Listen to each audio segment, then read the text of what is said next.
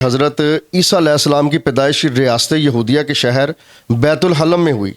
اس علاقے میں موسم گرما کے وسط یعنی جولائی، اگست اور سپٹمبر میں ہی کھجوریں ہوتی ہیں۔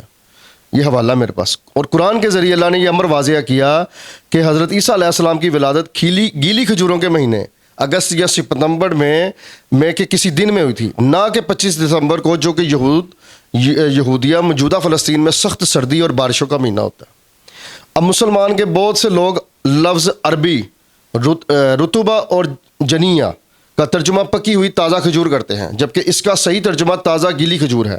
جب درخت پر کھجور پک جاتی ہے تو پھر اس کو کہتے ہیں تمر، ٹھیک ہے، لیکن پکنے کے بعد یہ رطب نہیں کہلاتی۔ اب قرآن کے مطابق جو حضرت عیسیٰ علیہ السلام کی پیدائش اگست یا سپتمبر منائی جاتی ہے، یہ 25 دسمبر نہیں ہے۔ اب اس کی جو روشنی میں سورہ مریم کی آیت نمبر 22 اور 25 یہ حوالہ، اس میں اللہ تعالیٰ فرما رہا ہے کہ مریم کو اس بچے کا حمل رہ گیا اور وہ اس حمل کو لیے ہوئے ایک دور کے مقام پر چلی گئی۔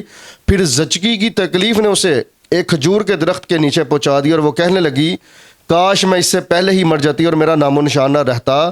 تو فرشتے نے نیچے سے اس کو پکار کر کہا، غم نہ کر، تیرا رب تیرے نیچے ایک چشمہ روا کر دیا ہے، اور تو ذرا اس درخت کے تنے کو ہلا، تیرے اوپر گلی تازہ کھجوریں گریں گی۔ یہ واضح سورہ مریم، قرآن، اللہ سچا، اللہ کے نبی سچے، تمام انبیاء سچے، قرآن سچا۔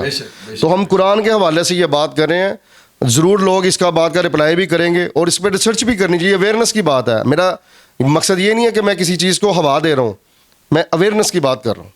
یہ بہت بڑا پیغام ہے، اس پہ اویئر کیا جائے، سرچ کیا جائے تو بہتر ہے۔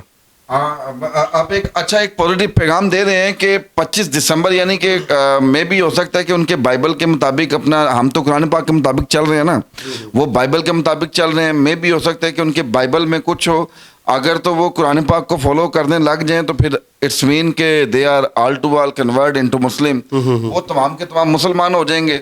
ایسے ہی ہے کہ نہیں؟ بالکل ایسے ہی ہے، اور جو آپ نے بات پوچھنا چاہ رہے ہیں نا، تو اس کا میں جواب قرآن کے حوالے سے دے دیتا ہوں۔ اللہ تعالیٰ قرآن میں فرما رہا ہے سورہ مریم نے آیت نمبر 30 میں کہ جب اللہ کے نبی نے ان کو حکم دیا بولنے کا، حضرت عیسیٰ علیہ السلام کو بچپن میں ہی، یعنی کہ جو کچھ گھنٹوں کے تھے، اپنی والدہ کی عظمت اور پاکی بیان یہ اللہ تعالیٰ نے کی، ان کی والدہ کی عظمت حضرت مریم کی، کیونکہ یہ ان کی شان پہ بات آ رہی تھی نا کہ آپ تو بغیر باپ کے، بغیر کیا کہتے ہیں مرد کے، آپ نے بچہ کیسے پیدا کیا؟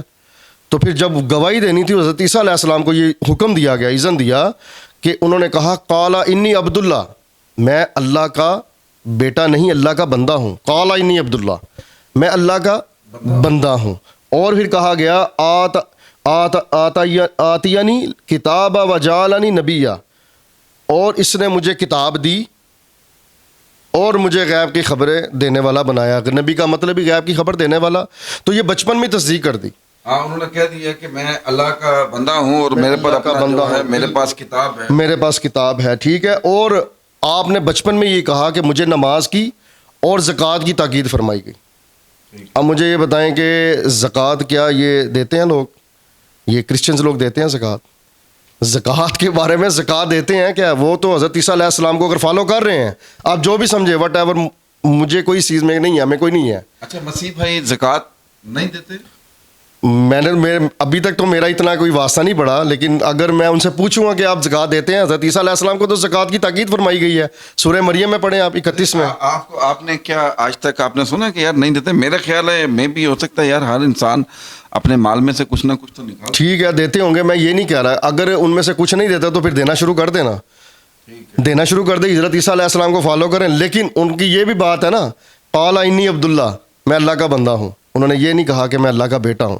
یہ سب سے بڑا پیغام ہے۔ ہاں، اللہ وحدہ لا شریک لہ ہے، اور ہمارا ایمان ہے کہ اللہ کا کوئی شریک نہیں ہے، تو بے شک اپنا جو ہے نہ وہ کسی کا باپ ہے، نہ وہ کسی کا بیٹا ہے،